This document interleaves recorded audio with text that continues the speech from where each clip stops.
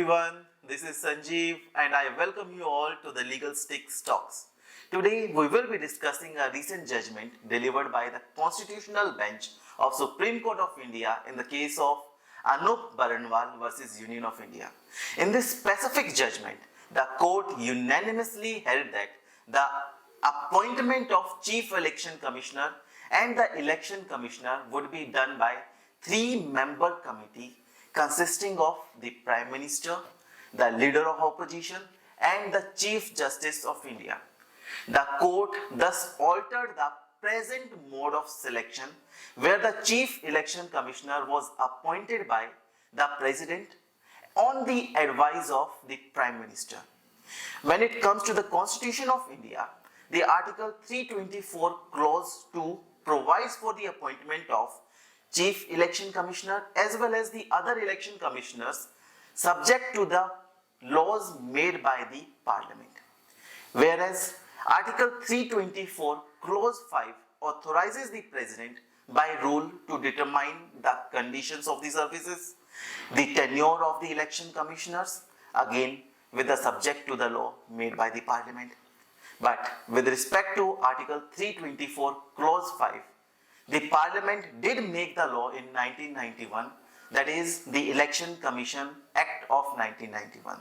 But with respect to Article 324 Clause 2, still such a law never has been made. Now coming back to this judgment, the reasoning of Supreme Court behind this decision is based on three main factors. Number one, the court considered the historical context of Article 324 of the Constitution, which provides for the Election Commission. The framers of the Constitution intended to keep election free from executive interference, but they left the question how to achieve this to the Parliament.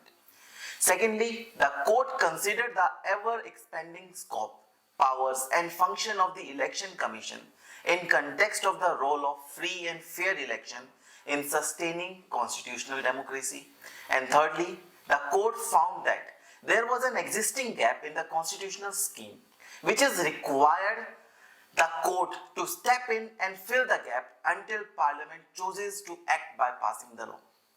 Prior to this judgment, the appointment of Chief Election Commissioner and the other election commissioners was done by the President, acting on advice of the Prime Minister. However, the Supreme Court has now ruled that the selection of these positions will be done by three-member committees consisting of Prime Minister, the Leader of Oppositions and the Chief Justice of India. This new mode of selection is expected to provide a greater independence of Election Commission, which is crucial for ensuring free and fair election in the country. This decision of Supreme Court is a significant step toward ensuring the independence of Election Commission in India, as the Election Commission is responsible for administering union and the state election process in India, and its independence is crucial for ensuring free and fair election in the country. Well, thanks for watching this video and please like, share and subscribe.